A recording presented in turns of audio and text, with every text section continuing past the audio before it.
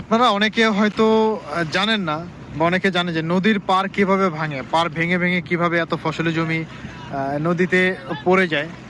এই দেখেন কিছুক্ষণ আগে একটা বালঘেট যাওয়ার কারণে এখানে ঢেউ উঠতেছিল, ভালোই ঢেউ উঠতেছিল।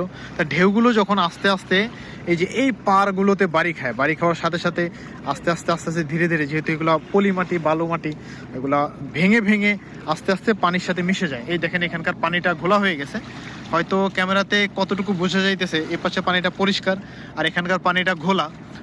তো ধীরে ধীরে যে পাটটা ভেঙে ভেঙে যখন যায়, আস্তে আস্তে নিচের থেকে বালুটা যখন সরে যায়, তখন উপর থেকে ভেঙে পড়ে আসে। দেখেন এখানে এই যে জিও ব্যাগ দিয়ে এখানে এই পাটটাকে মানে রক্ষা করার জন্য বাদ দিয়ে দেওয়া হয়েছে, কিন্তু এখানে নিচের দিকে যে আস্তে আস্তে ভেঙে যেতেছে। এখন অবশ্য শীতকাল, এই জন্য পানির ফ্লোটা কম, জোয়ার কম, এই জন্য এখনো ভাঙবে না, কারণ এই জায়গাটাতে ভালোই গভীর পানির। আর এখানে একটা মাছ ধরার জন্য, এটাকে কি বলে, বেহাল বলি আমরা, আপনারা কি বলে থাকেন একটু কমেন্টস করে জানাবেন, মাছ ধরার জন্য। আর এই পাশে গভীর আছে, যেখানে দেখেন বলগেটগুলো ওই পাশে যে রাস্তা করতেছে সাইড দিয়ে, রাস্তাতে বালু দেওয়ার জন্য এখানে বলগেটে বালু নিয়ে আসছে।